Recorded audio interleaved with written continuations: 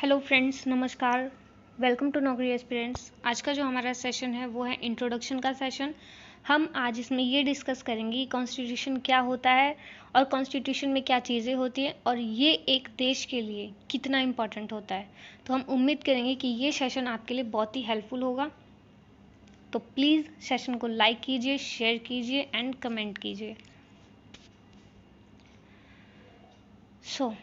अगर हम कॉन्स्टिट्यूशन की बात करें तो कॉन्स्टिट्यूशन क्या होता है। अगर मैं आपसे ये पूछूं कि कॉन्स्टिट्यूशन क्या होता है तो आप क्या बोलेंगे कि ये एक ऐसी बुक होती है जिसमें रूल्स एंड रेगुलेशंस देखने मिलते हैं जिसके अकॉर्डिंग एक देश चलता है।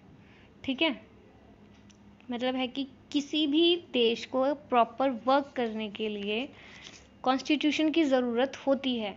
ठीक है, क्योंकि उसमें उसके अकॉर्डिंग सभी रूल्स होते हैं कि आपको क्या करना चाहिए, क्या नहीं करना चाहिए, ये सारी चीज़ें। So, Constitution of India is the world longest written constitution of any country in the world. मतलब कि जो इंडिया का कॉन्स्टिट्यूशन है वो वर्ल्ड का सबसे लंबा और लिखित संविधान है। ठीक है, तो ये आपके लिए बहुत ही इम्पोर्टेंट पॉइंट है एग्ज़ाम के व्यू से, क्योंकि एग्ज़ाम में पूछते हैं कि कौन से देश का जो कॉन्स्टिट्यूशन है वो सबसे लंबा है, तो किसका है? इंडिया का। अब है कि लॉन्गेस्ट एंड रिटन कॉन्स्टिट्यूशन। तो कॉन्स्टिट्यूशन जो होता है वो टू पार्ट्स में उसको डिवाइड किया गया, ओरल एंड रिटन। तो हमारे इंडिया का जो कॉन्स्टिट्यूशन है वो क्या है? रिटन है। ये भी आपको पता होना चाहिए। Constitution of India contains 44 articles, 25 parts, 12 schedules and 104 amendments. तो अब आपको ये पता होना चाहिए कि हमारे कॉन्स्टिट्यूशन में आर्टिकल्स हैं, पार्ट्स हैं, शेड्यूल्स हैं एंड अमेंडमेंट्स हैं। तो जो आर्टिकल्स हैं, पार्ट्स हैं एंड शेड्यूल्स हैं, ये तीनों ही आपस में इंटरलिंक हैं। ठीक है, अब मैं आपको बताऊं कि क्या होती हैं तीनों चीज़ें। तो मैं एक एग्जाम्पल से समझाना चाहूँगी। एक ये न्यूज़पेपर है, ठीक है, इसके अलग अलग पेज हैं, ये फर्स्ट है, सेकंड है। तो अलग अलग पेजेस क्या डिनोट करते हैं? पार्ट्स को। ठीक है, और जो ये पेज है इसमें एक ये हेडलाइन है, तो ये क्या शो करती है? शेड्यूल्स। एंड जो हेडलाइंस का पूरा आर्टिकल्स है वो क्या शो करते हैं? हमारे आर्टिकल्स को। ठीक है, तो मतलब कि ये एक न्यूज़पेपर है, उसका पेज है, ये क्या हमारा पार्ट है, पार्ट के अंदर शेड्यूल है एंड शेड्यूल्स के अंदर हमें आर्टिकल्स की पूरी इंफॉर्मेशन दी गई है। ठीक है, तो एग्ज़ाम में ये बहुत बार पूछते हैं कि जब हमारा कॉन्स्टिट्यूशन बना तो कितने थे और अब कितने हैं ये पार्ट्स, अमेंडमेंट एंड शेड्यूल्स। तो पहले, ठीक है, पहले हमारे जो पार्ट्स थे वो कितने थे? 22। और अब कितने हैं? 25। ठीक है, ये आपको पता होना चाहिए। पहले हमारे शेड्यूल्स कितने थे? 8। अब कितने हैं? 12। और अगर आपको आर्टिकल का पूछे तो आप किस पे टिक करेंगे? 395। ठीक है, क्योंकि एसएससी अभी भी 395 को ही कंसीडर करती है। ये 448 आर्टिकल्स तब हैं जब उसमें क्लॉजेज जुड़े हैं, लेकिन एक्चुअल में एसएससी इसी को ही कंसीडर करेगी। तो आप किस पे टिक लगाएंगे? 395 को। ठीक है, सो अब हम डिस्कस करते हैं संविधान दिवस के बारे में। संविधान दिवस क्या होता है ये हम तब, संविधान दिवस और कॉन्स्टिट्यूशन डे। ठीक है, संविधान दिवस और constitution day is the observed every year in India to 26th November to adoption of constitution on 26th November of 1949। ठीक है, मतलब कि हमने जब अडॉप्ट किया था कॉन्स्टिट्यूशन को तो उस दिन को हम किस डे में सेलिब्रेट करते हैं? संविधान दिवस या कॉन्स्टिट्यूशन डे। तो ये भी एक इम्पॉर्टेंट पार्ट या क्वेश्चन बन जाता है कि संविधान दिवस कब मनाया जाता है या क्यों मनाया जाता है, ये भी इम्पॉर्टेंट है। तो संविधान दिवस इसलिए मनाया जाता है क्योंकि 26 नवंबर 1949 को संविधान जो है हमारा पूरा बन के तैयार हो गया था और वो पारित हो गया था। लागू हुआ था, कब हुआ था? 26 जनवरी 1950 को। ठीक है, तो ये दोनों अलग चीज़ें हैं, आपको पता होना चाहिए। संविधान दिवस 26 नवंबर 1949 को मनाया जाता है। ओके, अब हम कुछ विशेषताएं देखते हैं इसकी। ठीक है, इंडियन कॉन्स्टिट्यूशन की। तो सबसे पहली और सबसे खास जो इसकी विशेषता है वो ये है कि ये लंबा और लिखित संविधान है। जैसा कि मैंने आपको अभी बताया कि कोई भी कॉन्स्टिट्यूशन होता है वो 2 पार्ट्स में होता है, ओरल होता है या रिटन होता है। ठीक है, तो ओरल कौन से देश का है? ब्रिटेन का संविधान, वो क्या है? ओरल है। और रिटन क्या है? अमेरिका का संविधान रिटन है, इंडिया का संविधान रिटन है। तो ये चीज़ें आपको पता होना चाहिए। ठीक है, अब आपको ये पूछ लेता है कि इंडिया का जो कॉन्स्टिट्यूशन है वो इतना लंबा, ये इतना विशाल क्यों है? तो इसके भी बहुत रीजंस हैं। ठीक है, पहला रीज़न हम देखते हैं हिस्टोरिकल रीज़न। ठीक है, हिस्टोरिकल रीज़न क्या है? हमारी जो इंडिपेंडेंस के पहले जो एक्ट्स थे उसमें एक सबसे जो इम्पोर्टेंट एक्ट था वो था भारत शासन अधिनियम 1935 का। जो इसके इफ़ेक्ट्स थे वो हमें हमारे कॉन्स्टिट्यूशन में देखे जाते हैं। हमने बहुत सारी चीज़ें इसमें से ऐड ऑन की हैं, बहुत सारी चीज़ें इसमें अडॉप्ट की हैं। ठीक है, तो ये क्या है? हिस्टोरिकल रीज़न है। सेकंड रीज़न क्या है? जियोग्राफिकल रीज़न, क्योंकि भारत एक बहुत ही बड़ा विस्तार देश है और इसमें बहुत सारी विविधताएं हमें देखने को मिलती हैं। जैसे कि भारत एक, मतलब भारत का एक अलग ही, एक ये नहीं है कि भारत का कि हाँ हमारा सिर्फ एक चीज़ है, हम इसी को मानते हैं, एक ही धर्म है, ये है। इसमें अलग अलग धर्म के लोग हैं, अलग अलग लोग हैं, सबका अलग अलग मत होता है। तो हमें सबके अकॉर्डिंग कॉन्स्टिट्यूशन को बनाना था। तो इसलिए हमारा जो संविधान है वो बहुत ही बड़ा है। थर्ड रीज़न क्या है? केंद्र और राज्यों के लिए एकल संविधान है। मतलब जो हमारा केंद्र है और जो राज्य हैं उनके लिए एक संविधान है। ठीक है, फोर्थ रीज़न अगर हम ये देखें तो हमारे कॉन्स्टिट्यूशन का जो संविधान में शासन के मौलिक सिद्धांत नहीं है, बल्कि ये भी है कि फंडामेंटल राइट्स, जैसे कि अब देखिए हमारा जो संविधान है उसमें सिर्फ ये नहीं बोला गया है कि हमारे फंडामेंटल राइट्स क्या हैं, इनका कैसे दुरुपयोग होता है तो हमें क्या करना चाहिए, या अगर इसका कोई गलत फ़ायदा उठा रहा है या इसका हनन हो रहा है तो हम क्या कर सकते हैं। बल्कि हमारे संविधान में जो प्रशासनिक प्रावधान है वो भी विद्यमान है।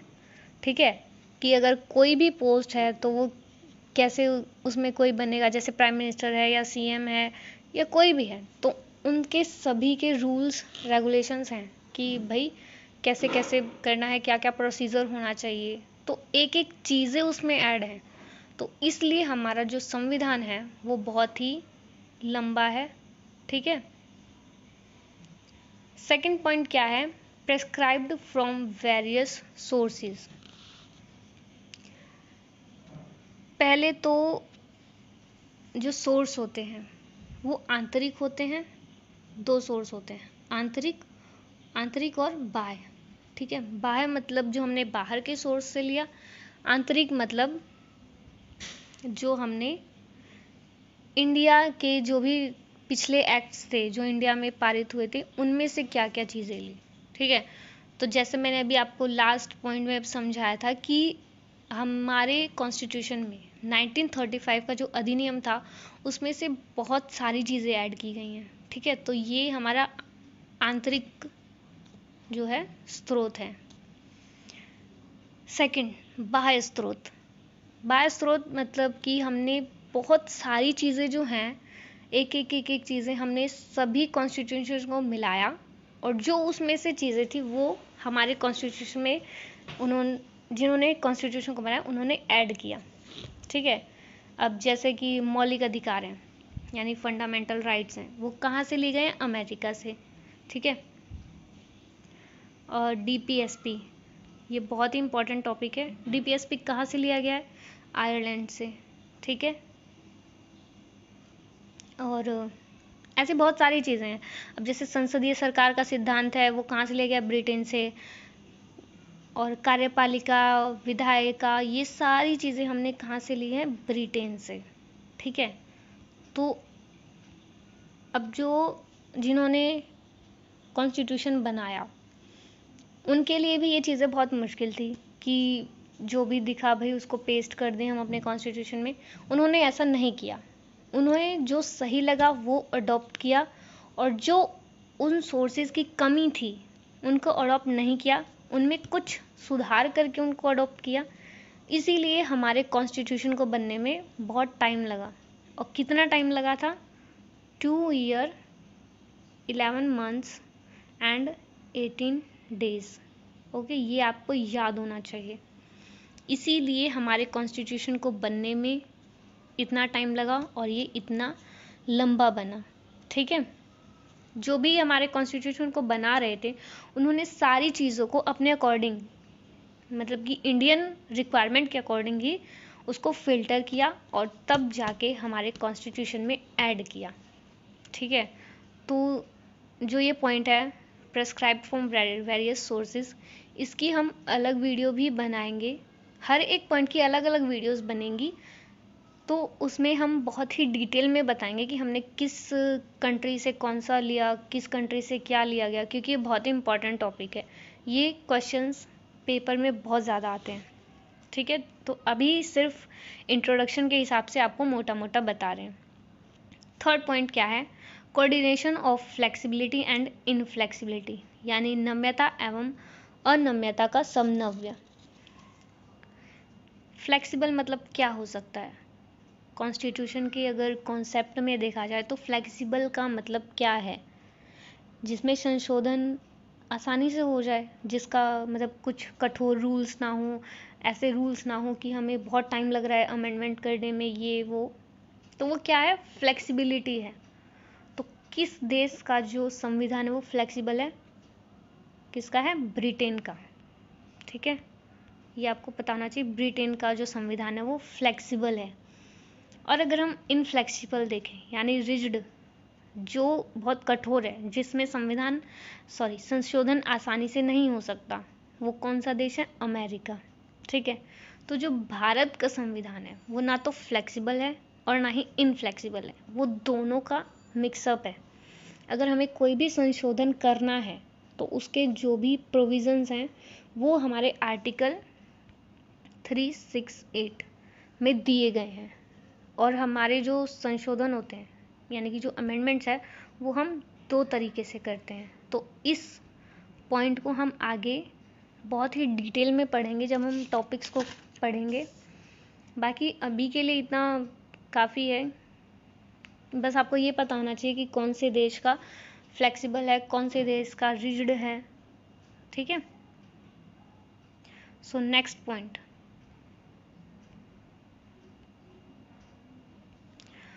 Federal system with a tendency towards unity, एकात्मकता की ओर झुकाव के साथ संघीय व्यवस्था। ठीक है। ये हमारे कॉन्स्टिट्यूशन की एक बहुत ही अच्छी विशेषता है। ठीक है। अब हम ये देखें, कॉन्स्टिट्यूशन जो है वो इंडिया का वो क्या है?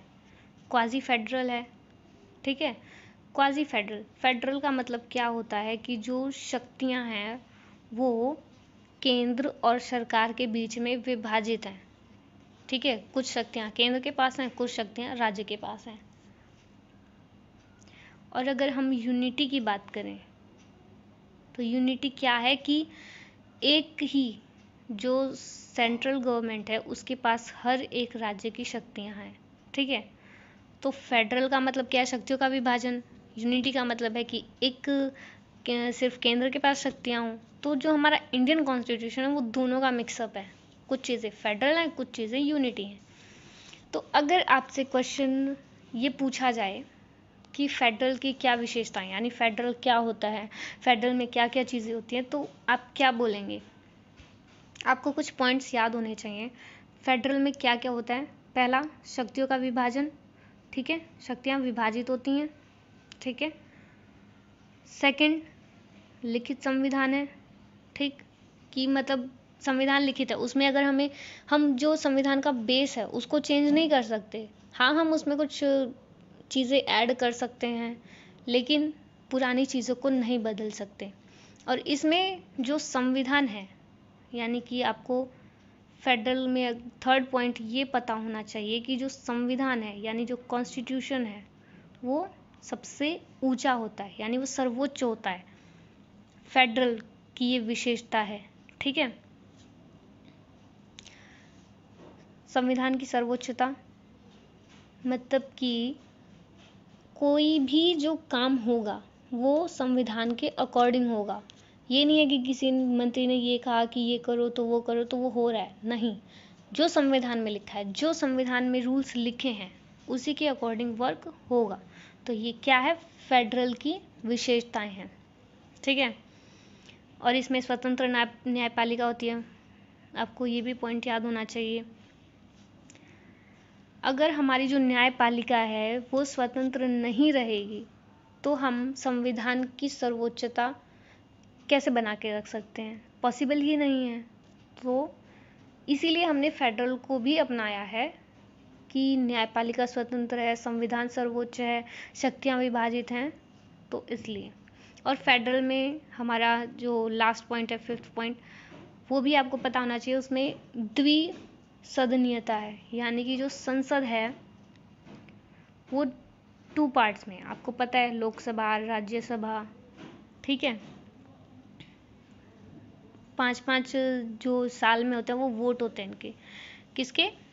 लोकसभा के। और एक जो खास विशेषता है वो आपको इन दोनों के बारे में ही पता है कि जो लोकसभा है वो क्या है? हमारी अस्थायी है, और जो राज्यसभा है वो स्थायी है, ठीक है। हम इन पॉइंट्स को आगे बहुत ही डीपली पढ़ेंगे। ये सिर्फ आपको एक विशेषता के आधार पर बताया गया है कि आपको क्या क्या पता होना चाहिए। ये सिर्फ इंट्रोडक्शन के हिसाब से बता रही हूँ मैं। तो लेट्स रिकैप। फेडरल सिस्टम की क्या विशेषताएं हैं? पहला, कि शक्तियों का विभाजन होता है, यानी कि division of powers, power divide होती हैं। सेकंड, स्वलिखित संविधान है, संविधान की सर्वोच्चता, यानी कि संविधान जो है वो सर्वोच्च है। थर्ड पॉइंट क्या था? स्वतंत्र न्यायपालिका, यानी कि जो न्यायपालिका है वो स्वतंत्र होती है, उस पर किसी भी तरह का जो है वो फोर्स नहीं होता है कि तुम्हें यही न्याय लेना है या ये, मतलब तुम्हें यही रूल्स करने हैं, ऐसा कुछ नहीं है। वो स्वतंत्र है, कोई भी उसमें दखल अंदाजी नहीं करेगा, क्योंकि वो ऑब्वियसली संविधान के अकॉर्डिंग ही वर्क कर रही है। फोर्थ पॉइंट क्या है? द्विसदनीयता, यानी कि इसमें जो संसद है वो 2 है, मतलब संसद में 2 पार्ट्स हैं, लोकसभा और राज्यसभा। तो ये फेडरल सिस्टम की विशेषताएं हैं। अगर हम यूनिटी की बात करें, ठीक है, यानी एकात्मकता की, तो इसकी क्या विशेषताएं हैं? आपको इसकी भी विशेषताएं पता होनी चाहिए। इसमें एक सशक्त केंद्र होता है, जैसा कि मैंने आपको भी बताया कि जो सारी पावर्स होती हैं वो सेंट्रल गवर्नमेंट के पास होती हैं, ठीक है। सेकंड पॉइंट, इसकी सेकंड विशेषता क्या है? एकल नागरिकता, यानी कि जो नागरिक है उसके पास सिर्फ एक ही नागरिकता होगी।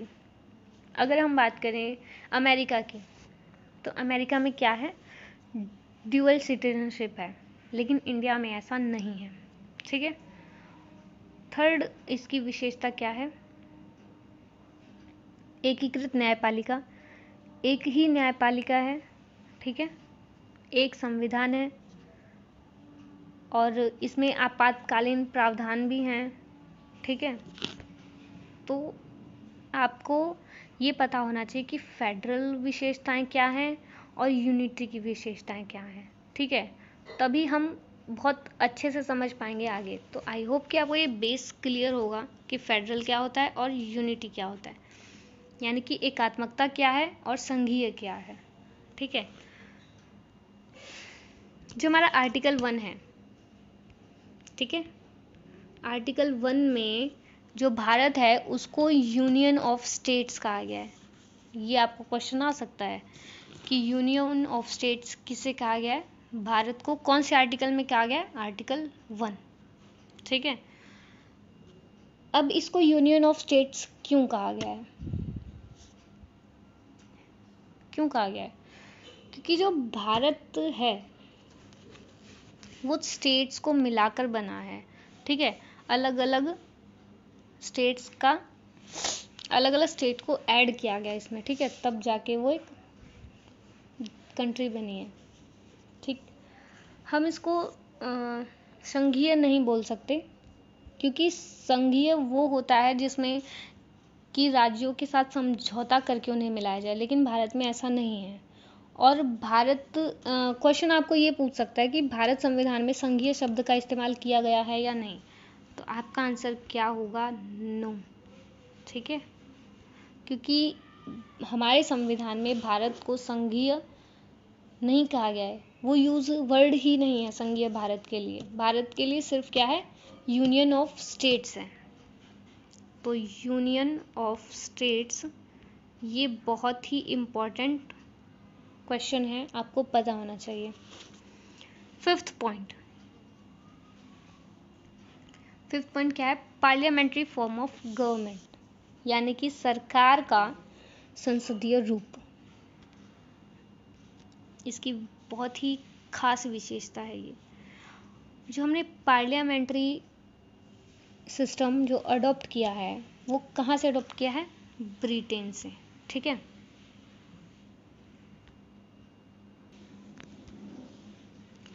जो पार्लियामेंट्री सिस्टम है वो किस चीज़ पे बेस है, principle of coordination and cooperation, ठीक है।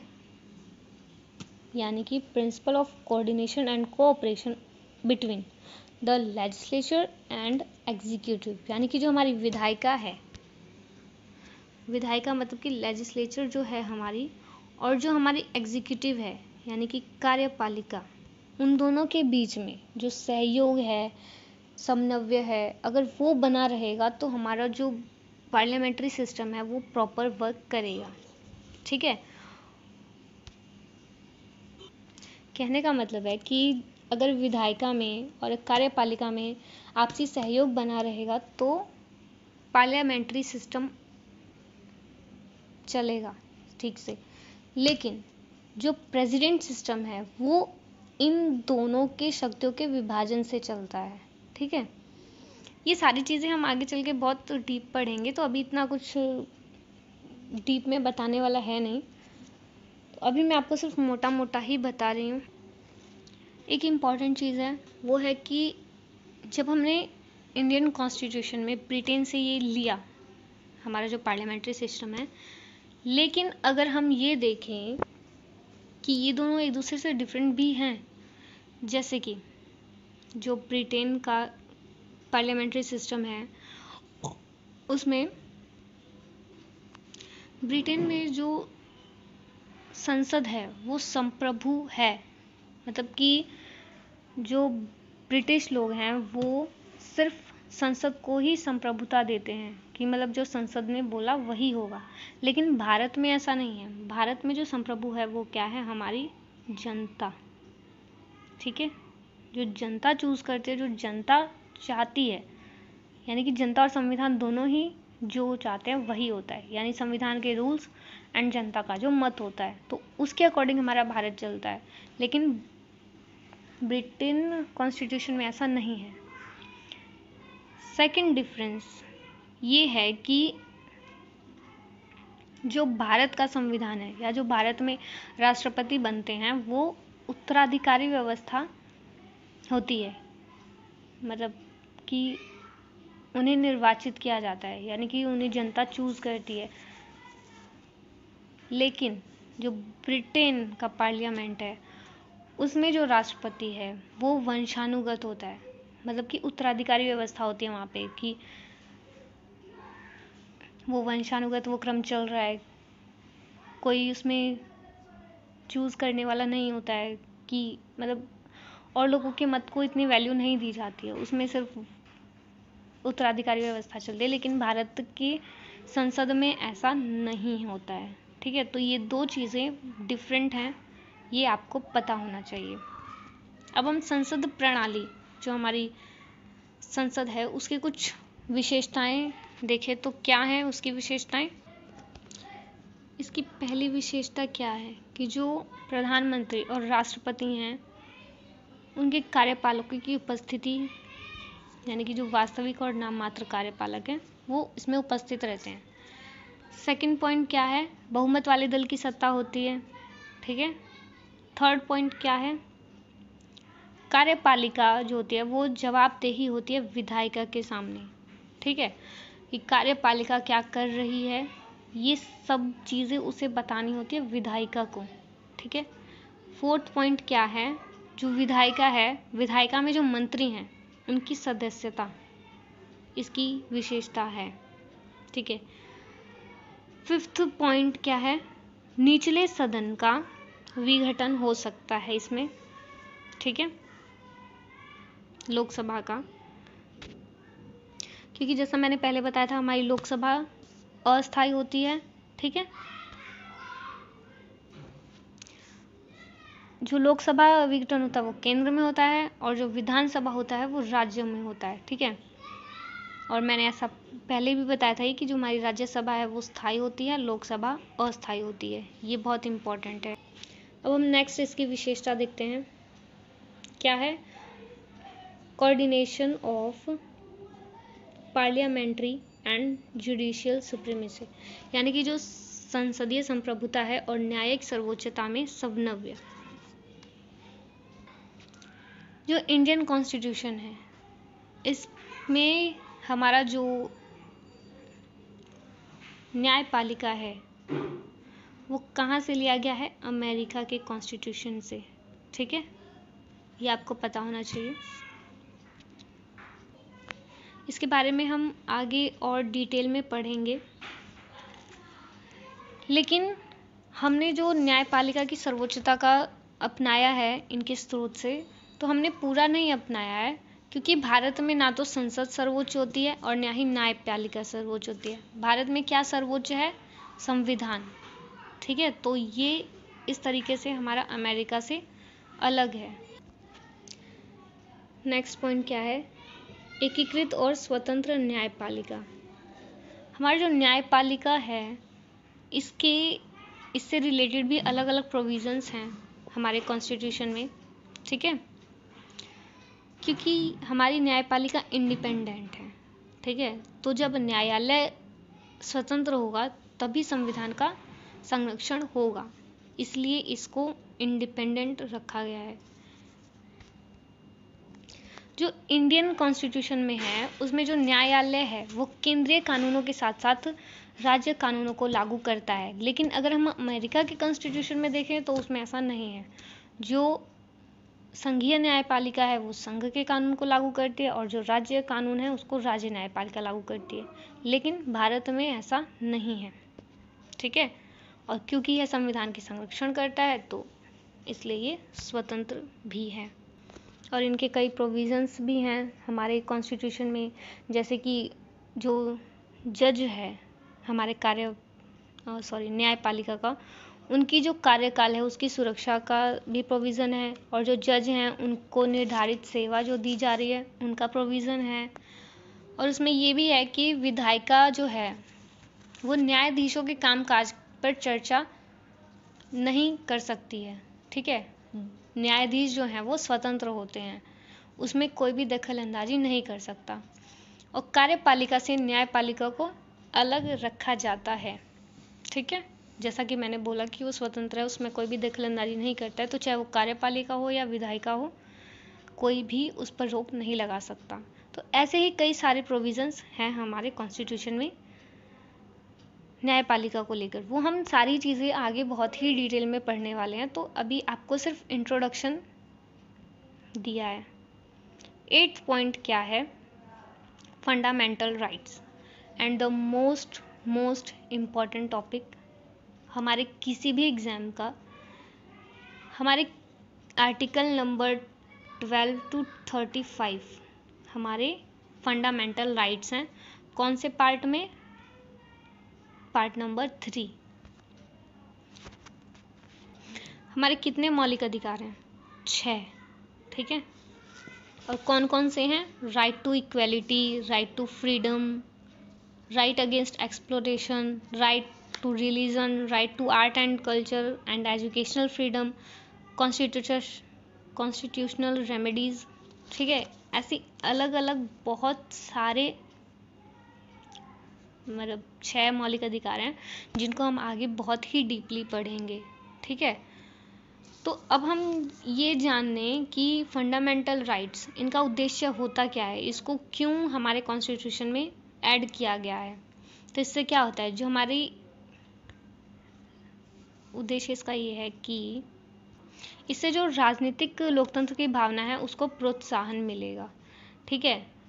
मतलब ये है कि हर किसी को उसके अपने राइट्स हैं, उसके पास अपने राइट्स हैं कि वो क्या करे क्या ना करे, उसको ये चीज़ें पता होनी चाहिए। ये उसका बेसिक मतलब उसका हक है, ये उसको फंडामेंटल राइट्स मिलना चाहिए। तो इससे क्या होगा, उसके अंदर लोकतंत्र की भावना होगी और उसको अच्छा लगेगा कि हाँ, हम ऐसे देश में रह रहे हैं जहाँ पे हमारे राइट्स को, हमारी नीड्स को भी समझा जाता है, ठीक है। अगर हमारे जैसा कि पता है कि अलग अलग प्रोविज़न्स हैं हर एक चीज़ के लिए, तो ठीक उसी तरह हमारे मौलिक अधिकार के लिए भी बहुत सारे प्रोविज़न्स हैं कि अगर आपके मौलिक अधिकार का हनन हो रहा है या उसका कुछ नुकसान हो रहा है तो आप सीधे सीधे सर्वोच्च न्यायालय में जा सकते हैं, ठीक है। अब जैसे कि हमारे 6 फंडामेंटल राइट्स हैं, लेकिन जो हमारी संसद है, ठीक है, वो इसको संविधान संशोधन अधिनियम के माध्यम से क्या कर सकती है, ख़त्म कर सकती है, लेकिन उसे काट नहीं सकती क्योंकि बेसिक स्ट्रक्चर को तो कोई चेंज ही नहीं कर सकता। तो ये एक इम्पॉर्टेंट पॉइंट है कि जो हमारी पार्लियामेंट है, क्या हमारी पार्लियामेंट है, वो इसमें कटौती कर सकती है लेकिन उसको ख़त्म नहीं कर सकती, ठीक है। नेक्स्ट है हमारा directive principles of state policy, यानी राज्य के नीति निर्देशक सिद्धांत, यानी DPSP। ये कौन सी कंट्री से लिया गया है? आयरलैंड से। कौन से पार्ट में है ये? 4, ठीक है। ये आपको पता होना चाहिए। इसका उद्देश्य क्या है? भारत में कल्याणकारी राज्य की स्थापना करना, ठीक है। जैसे कि मैंने आपको अभी बताया कि अगर हमारे फंडामेंटल राइट्स का हनन हो रहा है तो हम सीधे सर्वोच्च न्यायालय में जा सकते हैं, ठीक है, सुप्रीम कोर्ट यानी कि। लेकिन अगर DPSP केस में हमारे साथ ऐसा हो रहा है तो हम सुप्रीम कोर्ट नहीं जा सकते क्योंकि इसे कानूनी रूप में लागू नहीं किया जा सकता है, ठीक है। आई होप आप डिफरेंस को समझ रहे होंगे कि फंडामेंटल राइट्स को कानूनी रूप में लागू किया गया है, लेकिन ये कानूनी रूप में लागू नहीं है। आप इसके लिए सुप्रीम कोर्ट में सीधे नहीं जा सकते हैं, ठीक है। ये आपको डिफरेंस पता होना चाहिए। कोई भी देश जो है वो अगर कानून बनाता है तो उसको DPSP में रूल्स जो हैं उसके अकॉर्डिंग बनाना चाहिए, ठीक है। DPSP क्या है कि राज्य के लिए एक नीति है, निर्देश हैं इसमें दिए गए जिसको उसे फॉलो करना चाहिए, ठीक है। तो हम इसको आगे चल के बहुत ही डीपली पढ़ेंगे, लेकिन अभी आपको बेसिक पता होना चाहिए सिर्फ। नेक्स्ट पॉइंट क्या है? Fundamental duties. जो हमारा फंडामेंटल ड्यूटीज़ है, ये हमारा जो मूल संविधान है वो उसमें नहीं था ये, लेकिन 1976 में 42वें संशोधन में इसको ऐड किया गया कि मौलिक कर्तव्य भी होने चाहिए। और अगर हम देखें आज के टाइम में हमारे कितने मौलिक कर्तव्य हैं, वो हैं 11। ठीक है, ये आपको पता होना चाहिए। करंट में 11 फंडामेंटल ड्यूटीज़ हैं। और उन 11 ड्यूटीज़ में क्या क्या हैं, जैसे कि राष्ट्र की संप्रभुता है, भारत का जो संविधान है उसको, एकता और अखंडता जो है भारत की, उसकी रिस्पेक्ट करनी चाहिए, उसकी रक्षा करनी चाहिए। ठीक है, और जो हमारा राष्ट्र ध्वज है और जो राष्ट्रगान है उन सब की रक्षा करनी चाहिए। तो ऐसे बहुत सारी फंडामेंटल ड्यूटीज़ हैं एज एन इंडियन। ठीक है, तो वो हम आगे पढ़ेंगे। नेक्स्ट क्या है, धर्मनिरपेक्ष राज्य। ये भी बहुत इम्पोर्टेंट टॉपिक है जिसको हम आगे डिटेल में पढ़ने वाले। इसमें आपको ये पता होना चाहिए कि जो धर्मनिरपेक्ष वर्ड है वो हमारे संविधान में कब जोड़ा गया, 1976 में 42वें संशोधन में। ठीक है, पहले धर्मनिरपेक्ष वर्ड जो है वो हमारे संविधान में नहीं था। ठीक है, और भारत एक धर्मनिरपेक्ष राज्य कैसे है, आप सभी को पता होगा कि भारत का कोई एक धर्म, एक रिलीजन नहीं है। ठीक है, भारत हर एक धर्म को मानता है, हर एक धर्म की रिस्पेक्ट करता है, लेकिन उसका खुद का एक धर्म नहीं है। ठीक है, और जो भारत में है वो हर एक पर्सन को उसके धर्म के आधार पर भेदभाव नहीं किया जाता है।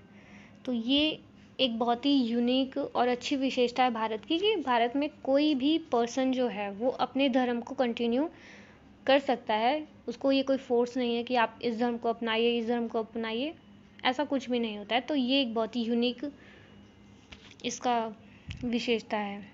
ठीक है, और भारत में हर एक धर्म का संरक्षण किया जाता है। ठीक है, और रिलीजियस के नाम, मतलब रिलीजियस के लिए भी काफ़ी सारे प्रोविज़न्स हैं जो कि हम फंडामेंटल राइट्स में ही पढ़ेंगे। ठीक है,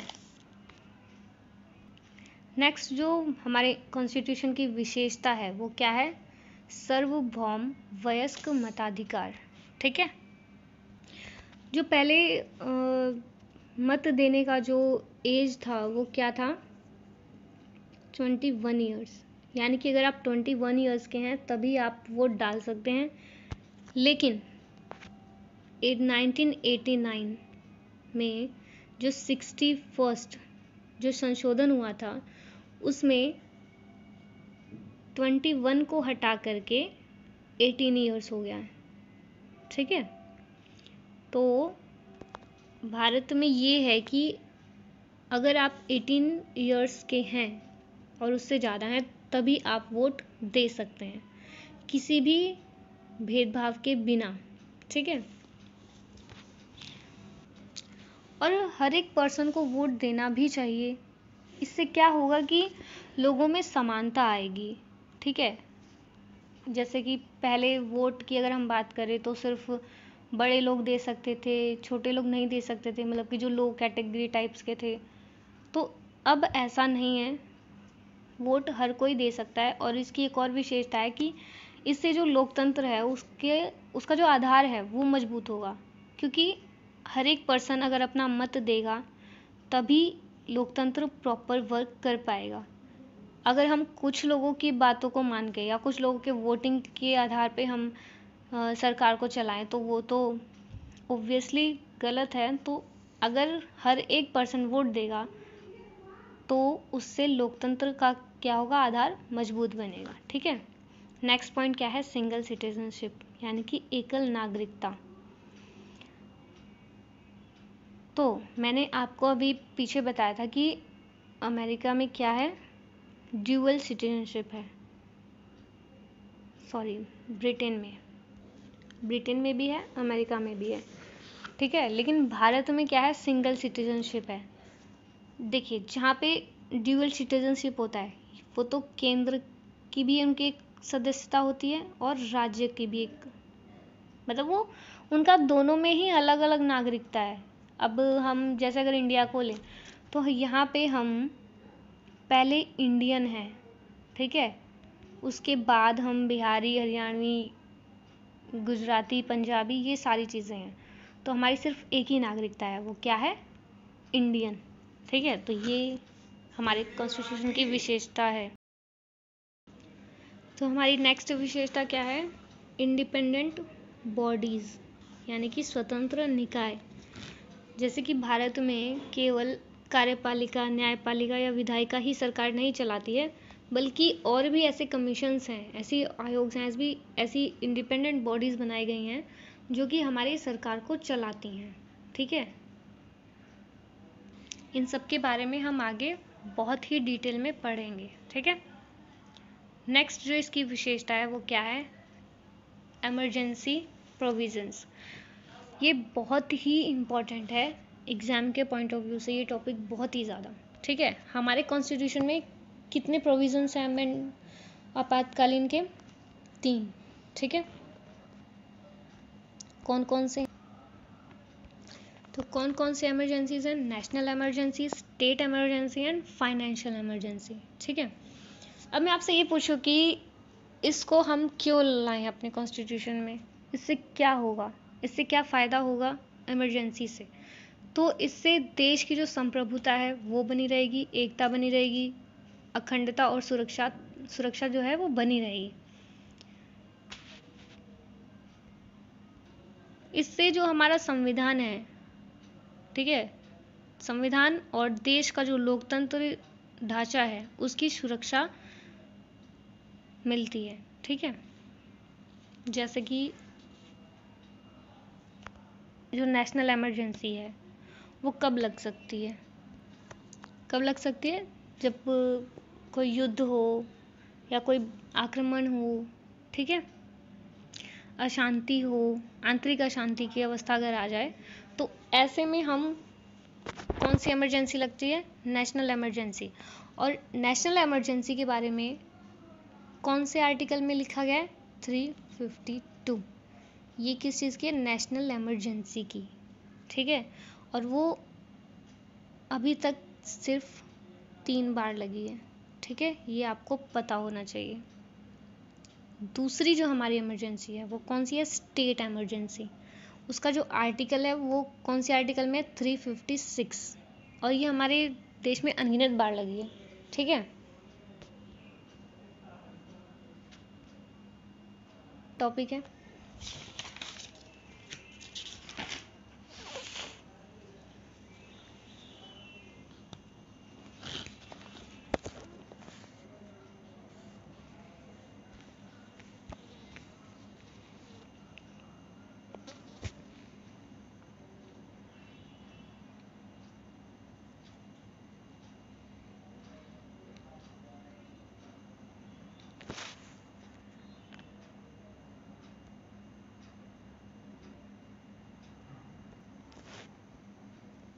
जैसे कि हम अदर कंट्रीज़ में देखते हैं तो वहाँ पे